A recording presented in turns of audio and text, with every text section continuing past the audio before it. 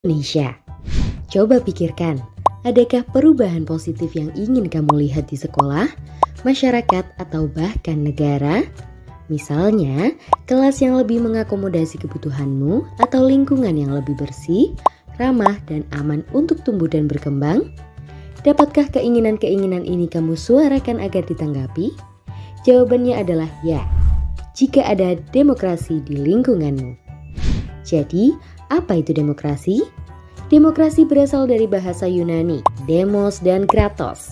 Demos artinya rakyat dan kratos artinya pemerintahan. Dalam demokrasi, rakyat ikut berperan dalam pemerintahan dan semua kebijakan harus mengutamakan kepentingan dan kesejahteraan rakyat.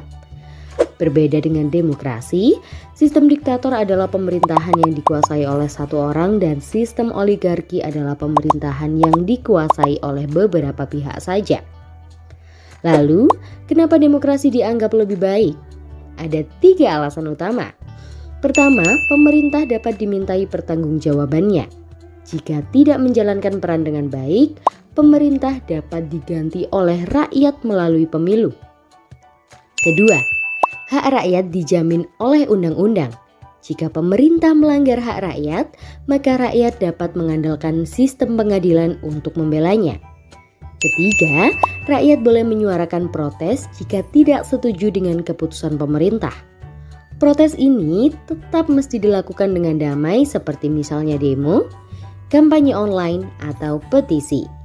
Semua ini tidak mungkin terjadi pada sistem diktator dan oligarki karena kedudukan rakyat jauh lebih rendah dari pemerintah. Dan pemerintah tidak harus mendengarkan keinginan rakyat. Wah, kalau begitu, negara dengan sistem demokrasi pasti dijalankan dengan sangat adil ya? Belum tentu. Ini tergantung praktik di masing-masing negara.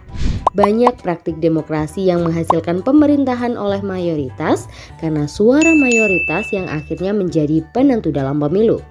Lalu, bagaimana dengan kepentingan pihak minoritas?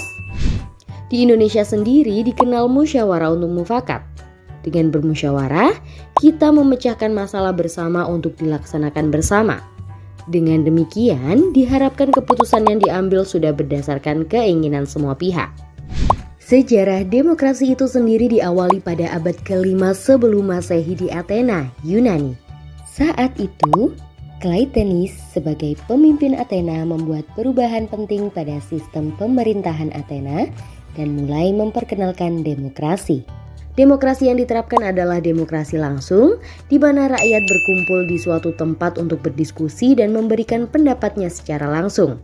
Meskipun begitu, hanya laki-laki yang memiliki kedudukan sosial tinggi yang ikut serta. Sementara wanita, budak, dan penduduk asing tidak diikut sertakan. Seiring dengan perkembangan zaman, sistem demokrasi langsung tidak cocok digunakan. Apalagi untuk negara yang memiliki wilayah yang luas dan penduduk yang banyak. Tentu sulit untuk mengumpulkan seluruh rakyat di satu tempat dan mengambil satu keputusan dari ratusan juta pendapat. Hal ini akan sangat memakan waktu dan membutuhkan biaya yang mahal. Karena itu, berkembanglah sistem demokrasi tidak langsung atau demokrasi perwakilan, di mana warga negara memilih perwakilannya untuk mewakili mereka dalam proses pengambilan keputusan. Pada abad ke-18, bentuk demokrasi perwakilan ini pertama kali digunakan oleh Amerika Serikat dengan menerapkan prinsip pemisahan kekuasaan. Tokoh yang memperkenalkan pemisahan kekuasaan adalah Montesquieu dalam bukunya The Spirits of the Laws. Konsep ini mengajarkan bahwa kekuasaan pemerintah harus dibagi menjadi 3 lembaga kekuasaan yang dikenal dengan trias politika. 3 lembaga tersebut adalah 1. Lembaga legislatif yang membuat undang-undang.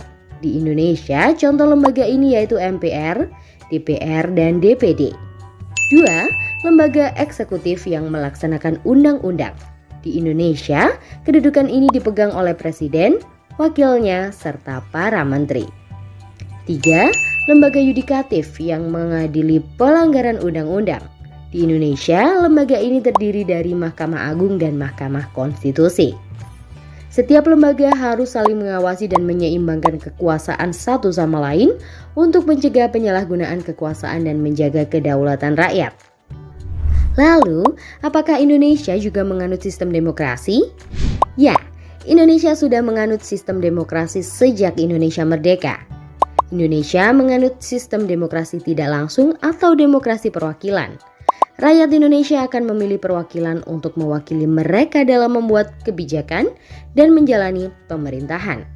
Melalui pemilihan umum atau pemilu, rakyat akan memilih perwakilan eksekutif yaitu presiden dan wakil presiden, serta perwakilan legislatif yaitu DPR, DPRD, dan DPD.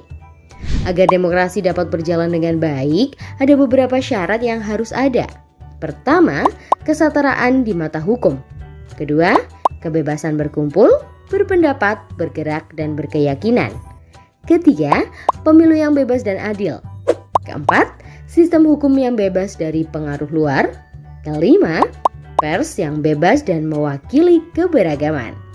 Jika demokrasi tidak berjalan dengan baik, maka ketidakadilan mudah terjadi. Misalnya, mayoritas menindas minoritas, korupsi, oligarki, dan pemilihan yang tidak adil. Jadi, sekarang kita sudah tahu apa itu demokrasi dan bentuk demokrasi di Indonesia. Lalu, bagaimana kamu bisa menjalankan hak berdemokrasi sebagai seorang pelajar? Jika kamu belum berusia 17 tahun atau belum pernah menikah, maka kamu belum memiliki hak pilih dalam pemilu. Namun, kamu tetap bisa menyuarakan keinginanmu lewat berbagai jalur. Pertama, bertanya dan angkat bicara jika ada hal yang tidak kamu mengerti atau tidak kamu setujui di rumah ataupun kelas. Tetapi, pastikan kamu menyampaikan dengan cara yang sopan dan hormat. Kedua, berpartisipasi dalam pemilihan badan dalam sekolah. Misalnya, ketua kelas atau pengurus OSIS. Pilihlah kepengurusan yang janjinya lebih sesuai keinginan